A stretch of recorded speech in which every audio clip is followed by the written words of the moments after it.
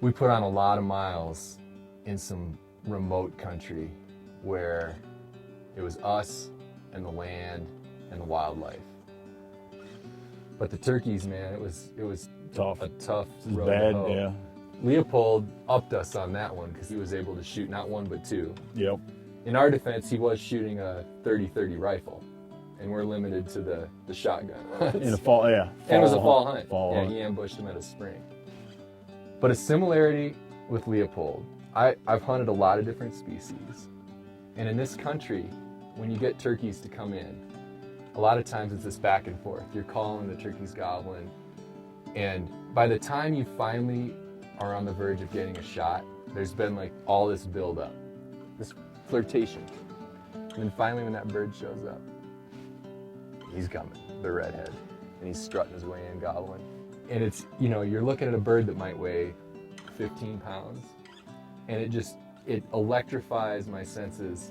Because there's so much anticipation built up. So Leopold, and this is one of his less often quotable quotes, and one of my favorites that is here in this, a turkey hunt in the Daddle National Forest. Turkey hunting 100 years ago. Rounding the point of a little bench, I suddenly felt a shock that seemed to freeze my feet to the ground.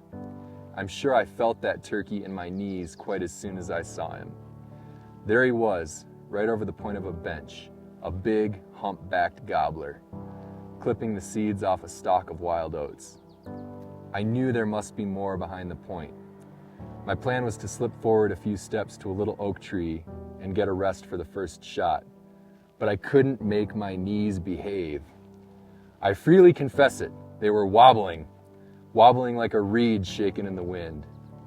I can look the biggest blacktail buck in the face without tremor.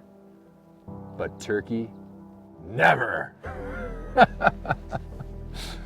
Love it, man. Love it. I'm the same way. If I ever get the point where a big tom turkey's coming through the woods, and my arrow point or my shotgun muzzle isn't shaking, it's over, man. Like, I don't think it's possible. It's not possible. I don't think it's possible. I will always want to see the giant red head come out from behind the bush. You know? And hunt them in this rough country, man. It's hard, and we had a hard week. I mean, we worked our tails off. But would you have it any other way? No, because in the end, he's coming. He's coming. It's great.